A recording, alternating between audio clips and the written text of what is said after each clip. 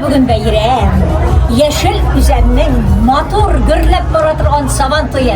Şuradandan konaklarını silerga deyip bir tane şuradan atık alıp geldik hali bu yıl.